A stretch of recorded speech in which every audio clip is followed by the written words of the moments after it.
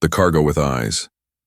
The desert moon of Tragun 7 was a quiet place, full of dust, rusted metal, and silence. But inside the slave trader's outpost, the silence was broken by loud voices and clanging cages. Jalen, a human man with a long scar down his cheek, walked into the holding area. He was a transporter, someone who moved cargo across systems. But this time something felt strange. The boss handed him a data pad, 1 adult female, 1 child, alien species, Trinali, widow, kid is maybe 5. Get them to Sector 5 and sell them, quietly. Jalen didn't ask questions, that was his rule. He delivered what he was told, collected credits, and moved on. But when the door to the cold storage cage opened and the 2 packages stepped forward, he paused. The woman stood tall, even though her arms were chained. Her skin was pale blue, and her hair hung in silver waves. She didn't beg. She didn't speak, but her eyes, deep violet and tired, looked straight into his. Behind her, the child clutched her hand. Small, thin, and scared. The little girl didn't cry. She just stared up at Jalen with the same eyes. And then, in a whisper only he could hear, she said, "Please, not again." That whisper cracked something in his chest. Jalen coughed and looked away. "They have names?" he asked the trader. The man laughed. "Why care? She was a soldier's mate. Husband died. Her clan sold her off to pay war debts. Kid's a mistake, shouldn't have been born. You'll get good credits if you stay quiet." Jalen said nothing. He nodded and took the activation. "'Kay." As the pair followed him into the loading bay, he noticed something. The woman moved carefully, shielding the child with her own body. Even when the ship door opened with a hiss, she flinched, but never let go of the girl's hand. "Get inside," he ordered. They obeyed. Inside the small transport vessel, the woman sat down in the corner and wrapped the child in a tattered blanket. Jalen sat at the controls, staring ahead but not really seeing. He remembered once, years ago, delivering a group of Trinali prisoners. One of them jumped out mid-flight. She died in silence. Back then, he didn't care. But now, those eyes were in his head. He turned around. "You," he said to the woman. "What's your name?" She didn't speak for a moment. Then in a soft voice she answered, "Veli." "And the kid?" "Ziri," the woman said, wrapping the girl tighter. Jalen sighed. "You speak standard." "Good. I was educated. Before everything was taken." There was silence for a while. The engines hummed. The stars outside the window didn't care who lived or died. Jalen checked the route. He was supposed to go to Sector 5. That place was full of crime lords, organ buyers, and worse. He'd been there many times. He knew what would happen to Vele and the girl. The child would be sold separately. The woman might not survive long. He looked at them again. Ziri was asleep now, holding a broken stuffed toy someone had tossed in with them. Vele was awake. Her eyes met his again. No fear, no begging, only tired strength. "You think I'm a monster?" he asked her. "No," she said softly. "You're a man who hasn't chosen yet." That hit him like a punch. Jalen stood up and walked to the control panel. Slowly, he changed the flight path. Not to Sector 5. He marked a different planet. A farming moon. Quiet, away from the central systems. No one would look there. Veli noticed. "You're changing course." "Yes," Jalen said. "Why?" He didn't answer at first. Then he said, "Because I've made my choice." She didn't ask more. But for the first time, she nodded. A quiet thank you passed in her gaze. Hours later, Jalen sat in the pilot's chair while they slept. His mind was full of questions. What was he doing? Was he throwing away credits? For strangers? No, not strangers. They had eyes, they had names. They were more than cargo. And deep inside, for the first time in years, Jalen didn't feel empty. The stars stretched like white cracks across the black window as the small transport ship moved quietly through space. Inside, Jalen sat still in the pilot's chair, watching the blinking light on the changed flight. path. His hands rested on the controls, but his mind was elsewhere, on the two passengers behind him. They were sleeping now, curled up in the corner like frightened animals. Vele's arm was around the little girl, Ziri, who clutched a small stuffed toy like it was the only thing left in her world. He had changed the route. He had made the decision. No more cold deliveries. No more silent faces behind cages.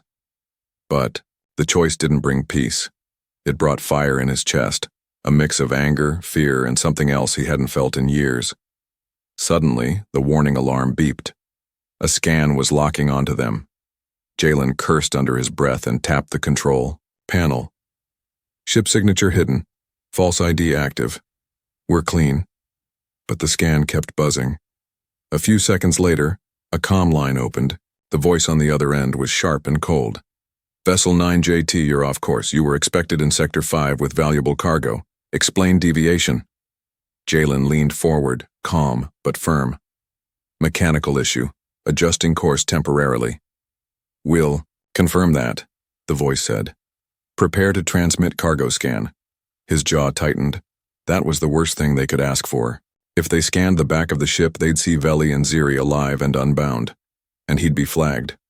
No second chances. He turned off the comm line. Behind him, Veli sat up, sensing the tension. They found us, didn't they? Yeah, he said, standing and moving to a hidden compartment. He grabbed a black case, opened it, and pulled out a short-range jammer and a plasma pistol. Ziri peeked from under the blanket. Are they bad people? Yes, Jalen said without lying. And they're coming fast. He placed the jammer on the wall and activated it. The screen blinked once, then went dark. Their signal vanished. He looked at Veli. You still know how to fight? She nodded. I was bonded to a warrior. He trained me. Jalen tossed her a small blade. Protect the girl. No matter what. The ship shook slightly. Docking clamps. They were being forced into a supply station orbiting an empty rock. Jalen grabbed his pistol and headed toward the back ramp. He had one plan, bluff hard, shoot if needed. As the ramp opened with a hiss, two armored bounty agents stepped forward, weapons drawn. Step aside, one ordered. We've come for inspection. Jalen held out his ID. Cargo was damaged. Sick, I was going to report. Show us, the second man said, pushing forward. Jalen moved slowly, walking them toward the crate section. The false containers gave him a few seconds. You boys ever seen a Trinali hybrid up close? He asked casually. They stopped. A hybrid? He nodded.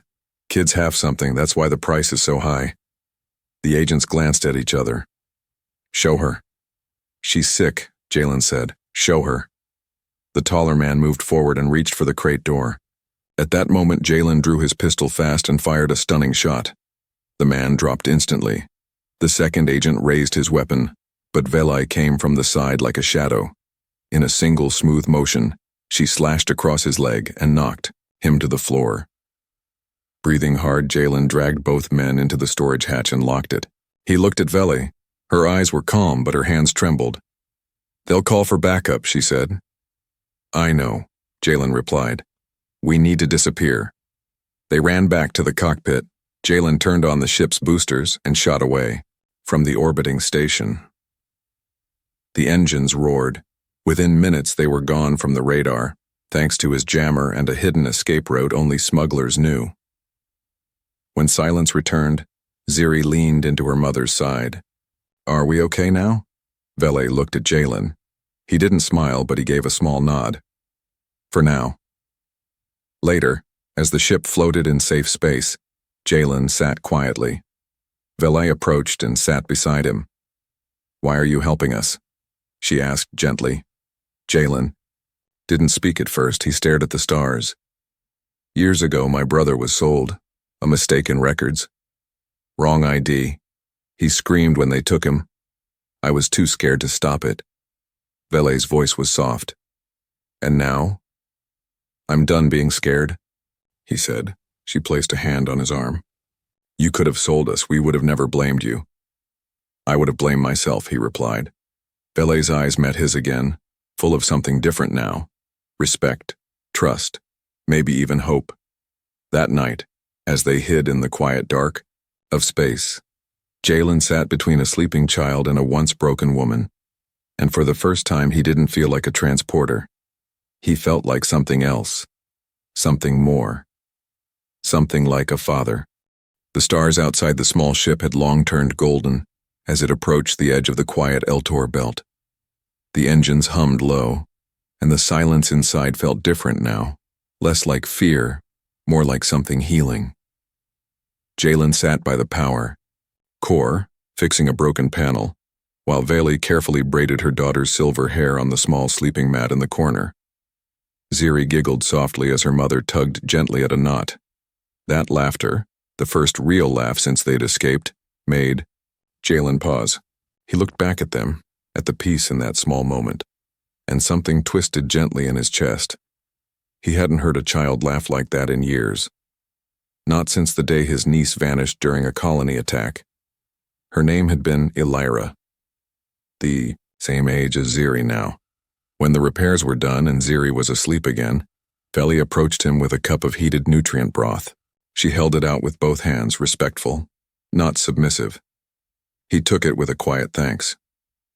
For a while, neither of them spoke. Then she broke the silence. You should know who we are. Why we were being sold. Jalen nodded, sipping the broth, waiting. Veli sat across from him, her legs folded neatly, eyes on his. I was bonded to a royal warrior named Coranvel. He was my mate. We weren't arranged. It was real, by choice, which is rare in my culture. He protected humans during the border wars. He believed there could be peace. Jalen listened closely. He died in a bombing on a human ship, she continued, voice steady but heavy. His own people called him a traitor. His family demanded I return to them to be cleansed. I refused. I was carrying Ziri then. Jalen frowned. They punished you for being loyal to him? They said my womb was polluted, that Ziri was not a true Trinali. They burned our names from the records, labeled us Shadowborn. She looked down. Then they sold me, said it was mercy. At least someone might find use for me. Jalen's hand clenched around the cup. That's not mercy, that's evil. She was born in a cage, Vele whispered. My baby girl opened her eyes to metal walls and chains. I promised her I'd keep her alive, even if I had to give up everything. He stared at her, then at the small child sleeping a few feet away. So small, so unaware of the price her mother had paid just to keep her breathing. Jalen felt something sharp and clear inside him. Anger, yes, but also purpose. You shouldn't have had to do that alone, he said quietly. Veli's eyes flickered, surprised. We're not your problem. I don't care, he said firmly. You're my responsibility now. I made that choice when I changed the flight path. Veli blinked hard. You barely know us. I know enough, he replied. You're not cargo. You're not broken. You're just trying to survive in a galaxy that doesn't care. She looked down at her hands. Her fingers were marked with small scars, signs of past bindings, tools, pain. Sometimes I wonder if she would have been better off without me. No, Jalen said, his voice suddenly firm. Don't ever say that again. That girl has you, and now she has me. That's more than most get in this cold universe. Oh, long silence stretched between them. Not heavy, just quiet, like two people finally able to breathe. I don't know what comes next, Veli said at last. We can't keep running forever. I know a place, Jalen said, an old bunker hidden in a canyon on Salvos 9. I used it during the last wars. No one will find us there. Will they come? She asked softly. They might, he admitted, but they'll have to go through me. Veli reached over, gently touched his wrist.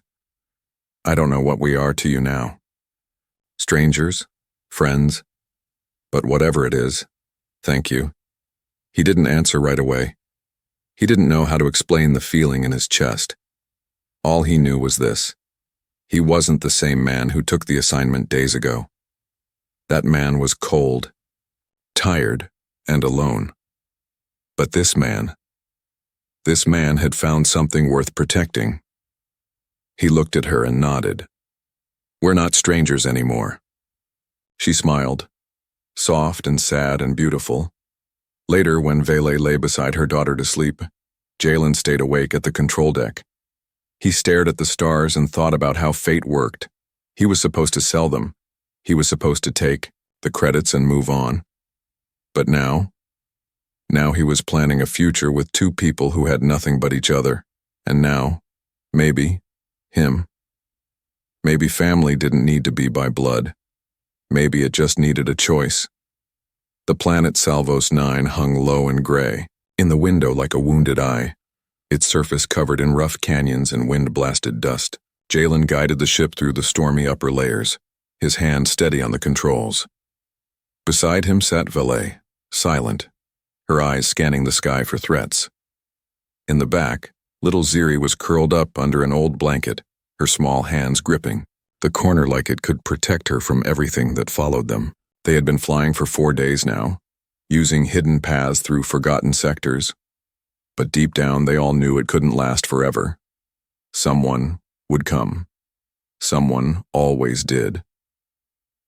Jalen finally landed the ship in a narrow canyon, half hidden by rock formations and leftover war scrap. The place was dry, silent, and forgotten, the perfect place to hide. As the engines powered down, Jalen stood and stretched. "We're here," he said simply. Vele followed him out into the open wind, wrapping her daughter in a scarf before stepping onto the cracked ground. The air smelled like iron and dust. She looked around slowly. "This place, it smells like old battles." "It was a war outpost," Jalen replied. "No one comes here anymore. Too many ghosts." They carried what little they had into a broken bunker carved into the side of the canyon wall. Inside, the power still worked. Jalen flipped on the emergency. Systems and warm lights buzzed to life. The room felt like a tomb, cold, empty, but safe. For now. That night they shared their first hot meal in days. Ziri sat between them, her eyes wide with wonder as she tasted warm stew for the first time. Vele smiled faintly as she brushed her daughter's hair behind one small ear. Jalen watched them from across the table, silent. He didn't know what to call the feeling building inside him. He only knew he didn't want it to end, but the peace didn't last. The next morning, while Jalen ran a scan on nearby frequencies, the screen lit up red. A signal. Faint, but growing stronger. "Someone's tracking us," he muttered. His stomach sank. He tapped the system and saw the ID. A bounty ship disguised as a merchant vessel, still 5 hours out. But closing. He turned to Vele, who was mending a torn piece of Ziri's tunic. "We've got company." Her fingers froze. "How long?" "By sundown." She didn't panic. She stood, pulled Ziri close, and said softly, "Then we prepare." Jalen had been ready for this. Deep inside the bunker, he had a locked weapons case, left from his military days. He opened it now, revealing 2 stun rifles, a cloaking pad, and a few thermal grenades. He handed a rifle to Vele.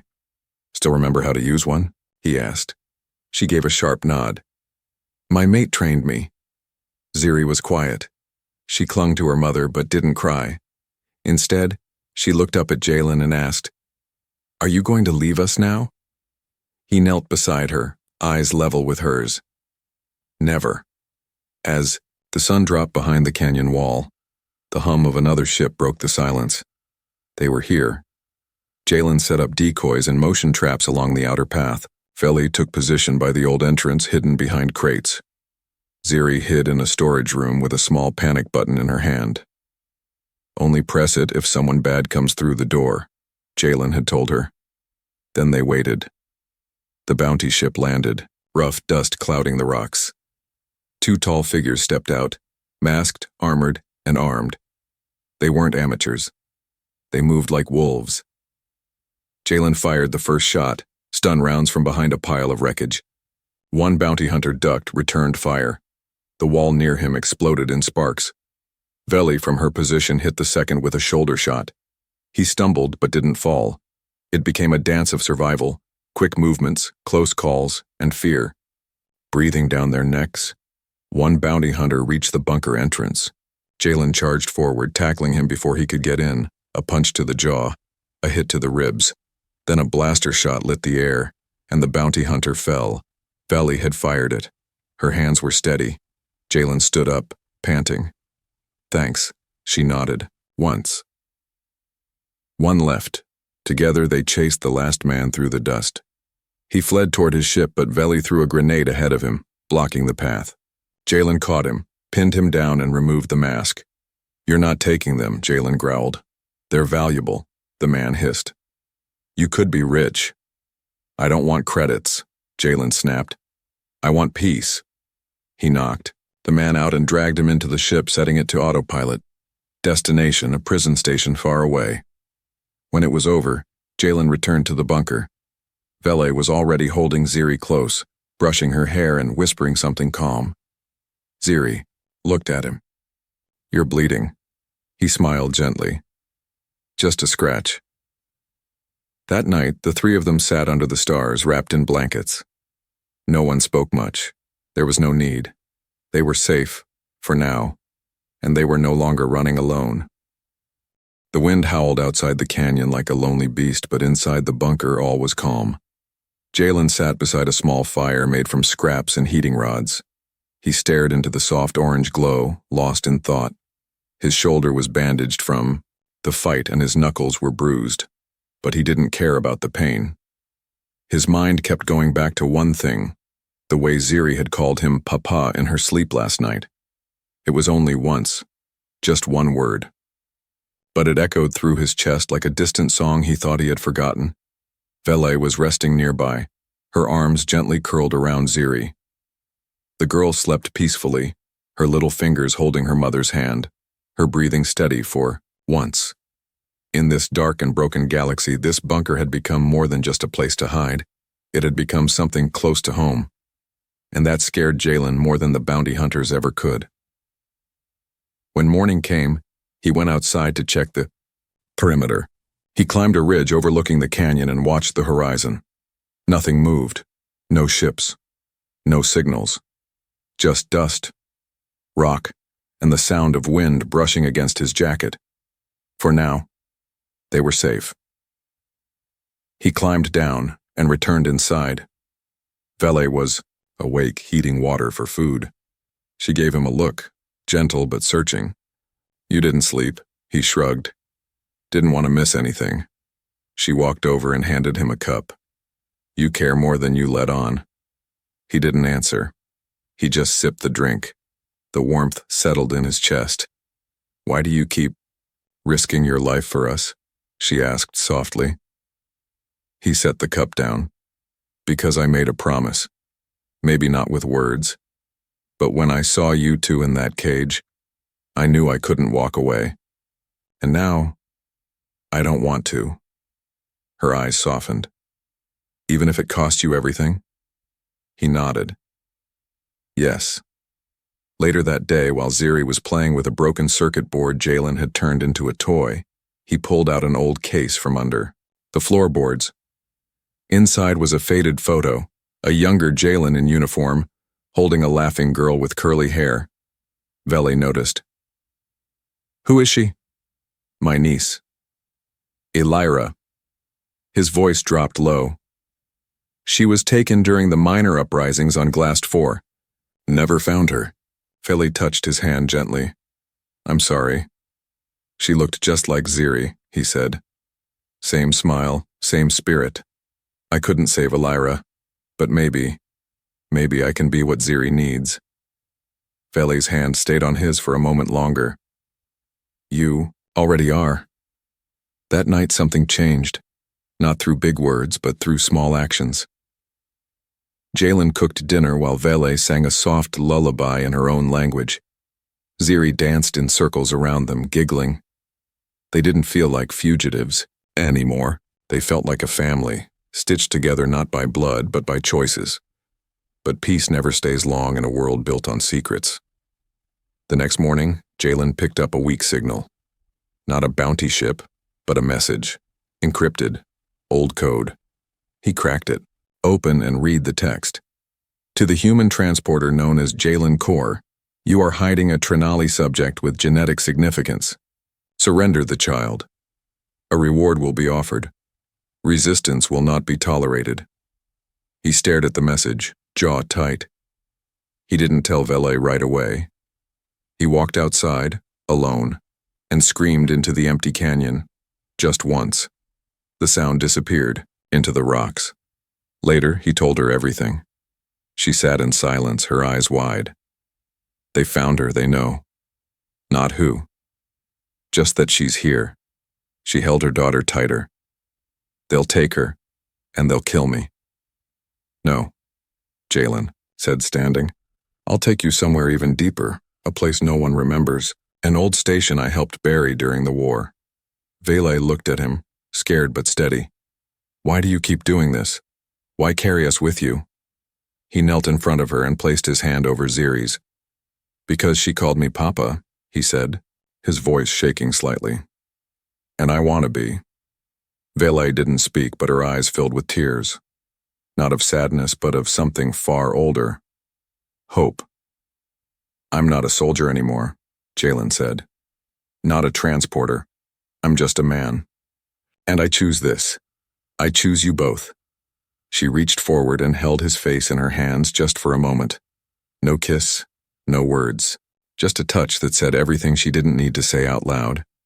The fire crackled quietly in the corner. Ziri looked up and smiled. Can we stay here forever? Jalen smiled gently. We'll go where forever can find us. The sky over.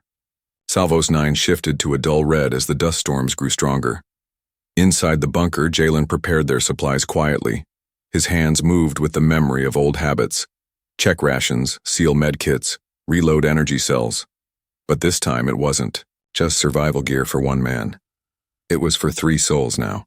A woman and child depended on him, not because they had to, but because they chose to trust him. That trust felt heavier than any weapon he'd ever carried.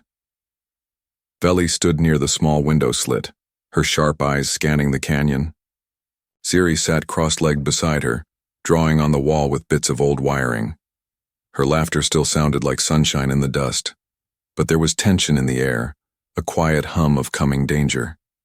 They all felt it, even Ziri, who had started, sleeping closer to Jalen every night, her small hand resting on his arm like a silent shield. That morning, while Jalen was outside placing a cloaking net over the ship, Vele finally asked the question she had held back for too long. Why does she call you father now? He didn't answer right away. He tightened the net, stood up, and looked at the rising wind. Because I didn't stop her. Vele stepped closer, her voice soft. Do you want her to? Jalen turned to face her. No. She watched his face. She saw the tired lines, the scar he never talked about, and the strength in his eyes that wasn't from muscle, but from pain endured. Then say it. Say what you feel. He hesitated, then said it clearly. She is my daughter now. I don't care about blood. I care that she smiles when I bring her food. I care that she runs to me when she's afraid. And I care that I would die before I let anyone take her again. Vele's eyes filled, but she didn't cry. She simply nodded and whispered, Then I am not alone anymore. That night while they ate together, a strange hum passed through the bunker. Jalen's head snapped up. It wasn't a storm. It was tech. He rushed to the console and checked the radar. A ship, unmarked. Silent, but hovering too close. He activated the defense system, but it was old. The targeting sensors flickered. Vele pulled Ziri close. They're here, she said, calm but cold. They've come for her blood. Jalen read the energy signature again. They're cloaked. Elite hunters. Vele closed her eyes for a moment, then said, They're from the council. Jalen turned. The Trinali High Council? She nodded. My daughter's DNA carries a rare gene, something born only once every 1,000 cycles. They want to control it. Use her future children for political breeding lines. Jalen's fists clenched. They think they can own her? They always believed they could own us. He moved fast now, gave Ziri a small communicator and taught her how to hide under the ship floor. Don't come out unless I call your name twice, understand? She nodded bravely. Will you come back, Papa? He bent down and kissed her forehead. I will. Always come back. Outside, the wind screamed. The enemy ship dropped low and 3 shadowed figures stepped out, tall, elegant, cloaked in dark armor with glowing symbols on their shoulders. Trinali Elite. Jalen stepped forward, holding his weapon steady. The lead figure spoke in a calm voice. You have something that belongs to us. She doesn't belong to you, Jalen growled.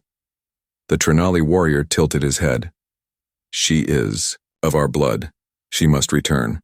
Jalen spat at the ground. Blood doesn't make family, choice does. The warrior raised a hand. Then choose wisely, human. Die with her, or give her up and live. From behind a rock, Vele's voice cut through the wind like lightning. You already killed the man I loved. You stole my name, my dignity, and now you dare come for... My child? The warriors turned, but Vele was ready. She fired first. The shot struck one of them directly in the chest, sending him crashing backward. Jalen fired next. Chaos erupted. Blaster fire echoed off the canyon walls. Jalen rolled, fired, ducked. Vele moved like flowing water, her blade cutting through the dust. One Trinali lunged at Jalen, but he struck him down with a single fierce shot to the heart. The last one, a woman with gold eyes, grabbed Jalen by the throat. You are not her blood, she hissed. You are not worthy, Jalen growled through clenched teeth. I don't need to be her blood. I chose her. He shoved the barrel of his blaster against the side of her neck and fired. Silence returned. Only wind and the smell of scorched sand remained. Jalen dropped to his knees, panting. Vele rushed to him, checking for wounds. You're okay? She whispered, her voice shaking. He nodded slowly. Ziri?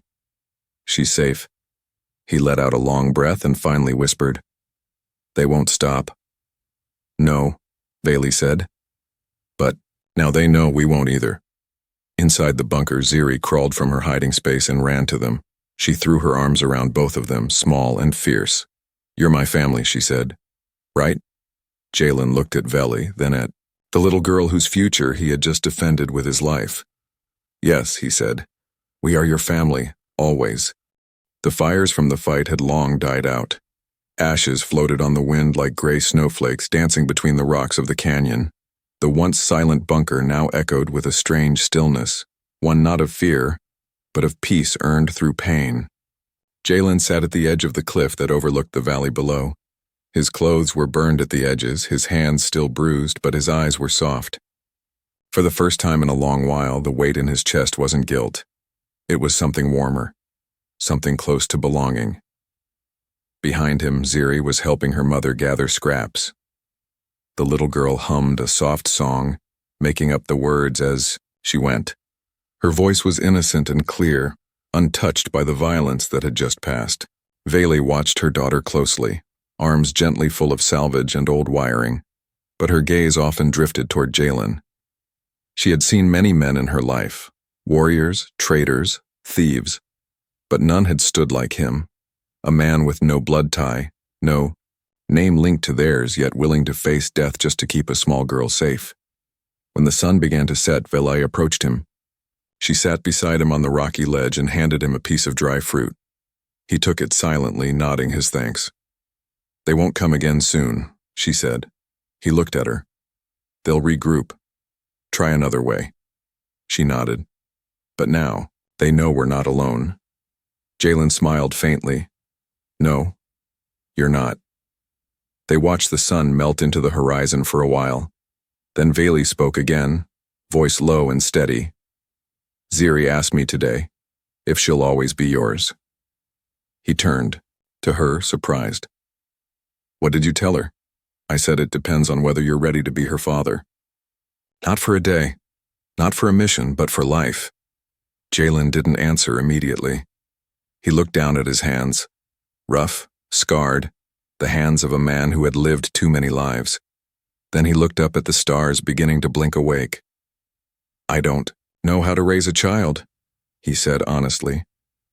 "I don't know bedtime songs or how to fix a doll. I'm not soft. I'm not perfect." Veli leaned closer.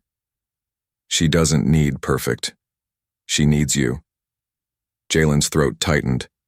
I used to think being a soldier made me strong, that walking away from feelings was the only way to survive.